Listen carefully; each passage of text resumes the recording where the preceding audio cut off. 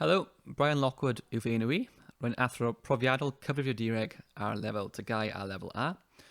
Cyflwyniad yw hwn ynghylch cyflawni un agwedd ar y fanyleb ar y ddwy lefel. Gobeithio bydd yn ddefnyddiol i chi. Mae cyflwyniad byr hwn yn awgrymu sut y gallem yn drin ag agweddau Seiberddiogelwch ar gyfer cyfrifiadur ar lefel Tygau a safon uwch. Felly dyma fanylebau OCR ar gyfer y pwnc hwn. Mae'r fersiynau Tygau a lefel A yn debyg iawn mewn gwirionedd. Mae'r pwnc yn fy mewn I a ddysgu'r weithiau fel chydig o ôl ystyriaeth yn dyweddu fel rhestr o fygythiadau a chyfreithiau sy'n ymwneud â chamddefnyddio cyfrifiaduron. Mae angen i'r deunydd a ddefnyddir annog ymchwilio i'r pwnc hwn a gallwch ddadlau taw pwnc galwedigaethol yw cyfrifiadureg a'r ffaith bod Seiberddiogelwch yn faes sy'n ehangu'n gyflym pan mae'r pwnc hwn yn ymddangos yn dipyn o ôl ystyriaeth. Hefyd, mae hwn yn bwnc sy'n addas i'r cwestiynau ateb estynedig yn yr arholiad. Y cwestiynau hyn yw lle mae graddau uwch yn cael ei ennill a'i colli, a mae'r fanyleb ar gyfer lefel A a Tygau mor debyg yn golygu bydd gwahaniaeth yn sophisticateidrwydd yr atebion. Felly sut mae cael myfyrwyr i meddwl yn ddigon eang ar draws y maes hwn i allu cael trafodaeth estynedig. Yr hyn yr oedd am i wneud yma yw dangos ymagwedd sy'n defnyddio senario go iawn, sy'n gofyn i'r myfyrwyr gyfrannu ychydig a rhoi lle i ymchwilio ymhellach. Mae hwn yn astudiaeth achos go iawn. Mae'r astudiaeth achos yn ymwneud ag agweddau o dechnoleg y mae'r myfyrwyr yn gyfarwydd â. Ni fyddai unrhyw bwynt dangos rhyw fath o dechneg hacio sophisticated na fyddai'r rhan fwyaf o myfyrwyr yn gallu ei ddilyn. Mae'n troi allan bod Rogue wedi perswadio cwmni o'r enw Internet Industrial Items i drosglwyddo rhywfaint o arian i gyfrif tramor. Mae gweithdrefn weithredu safonol trosglwyddiad gwifren y cwmni yn ei gwneud yn ofynnol i'r prif swyddog gwybodaeth lofnodi pob drosglwyddiad o'r math hwn ar ôl i broses ganlynol digwydd. Rhaid i aelod tîm y cyllid, sef y cyfrifydd yn yr achos hwn, anfon yr anfoneb drwy e-bost at y prif swyddog gwybodaeth gan gynnwys y wybodaeth canlynol, enw'r cwmni, y gwasanaeth a darperir, gwybodaeth ei chyfrif ar gyfer trosglwyddo'r swm i'w drosglwyddo. Mae'r prif swyddog gwybodaeth yn adolygu'r anfoneb ac yn cymeradwyo neu gwadu'r taliad. Os yw'r taliad wedi gymeradwyo, anfonir e-bost at yr adran trosglwyddo gwifren gyda thystiolaeth bod yr holl broses wedi digwydd ac ar ôl gwirio'r proses cymeradwyo honno, yna maent yn gwneud y taliad. Y cwestiwn yw sut y gwnaeth Rogue lwyddo i wneud i'r taliad digwydd heb y prif swyddog gwybodaeth neu'r tîm cyllid neu hyd yn oed y cyfrifydd erioed wedi gweld unrhyw un o'r deunydd a gafodd ei wirio wedyn gan yr adran trosglwyddo gwifren. Nawr, a oedd hon yn wers byddwn yn cael saib yma i drafod sut yr oedd y myfyrwyr yn meddwl y gallen cyflawni'r twll penodol hwn. Felly iawn, mae'r cwmni'n galw mewn arbenigwr sy'n edrych ar rhai agweddau ar system tyga y cwmni. Yn wir, y peth cyntaf roedd yn edrych arno oedd pen yn e-bost, sef yr e-bost a ddibynniwyd gan yr adran trosglwyddo gwifren. Felly mae'r pen yn llawn yno.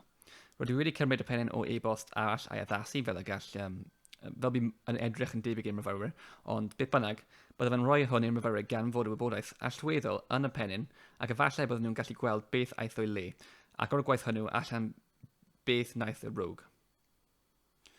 Ond gan gofio bod yr e-bost yn dod o gyfeiriad e-bost cywir, y cyfrifydd, ac fe'i hyfonwyd at y prif swyddog gwybodaeth bron y cyfeiriad e-bost cywir, beth allai fod wedi mynd o'i le.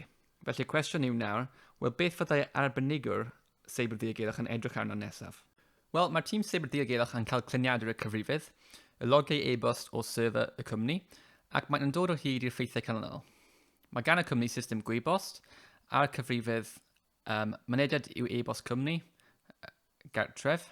Defnyddio nhw eu system band eang cartref i cael mynediad at system gwybost ac roedd nifer o fynedfeydd i gyfrif gwybost y cyfrifydd o gyfeiriadau IP allanol am tuag wythnos cyn i'r twll cael ei wneud. Felly, o hyn i gyd, roedden nhw'n gallu gweithio allan defnyddiwyd y mecanwaith ar gyfer y twll fel hyn. Cofrestrodd y Rogue yr enw parth Internet Industrial Items, ond gydag un o'r i dot fawr wedi newid i O, ac roedden nhw'n anfon y holl negeseuon e-bost sy'n gysylltiedig â'r twll o'r parth hwnnw. Roedd y cyfrifydd wedi clicio ar e-bost a oedd yn ymddangos fel neges fewnol yn ymwneud ag anfoneb hwyr. Bu'n rhaid i'r cyfrifydd fewn gyfnodi'r e-bost i wir anfoneb, a daggelodd y mewn gyfnodiad hwn ei enw defnyddiwr a'i gyfrineiriau ar gyfer negeseuon e-bost. Defnyddiodd y Rogue manylion hyn i archwilio cyfnodion e-bost ac yn ymchwilio i'r broses talu anfonebau.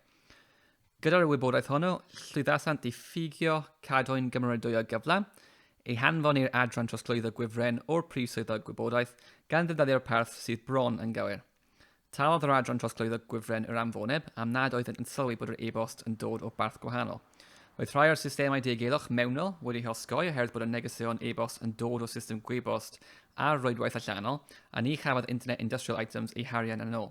Felly sut mae atal hyn rhag ddigwydd eto? Felly, beth bynnag, dyma nhw. Dyma'r rheolaethau diogelwch critigol ac maent yn dod o Verizon Data Breach Digest 2017.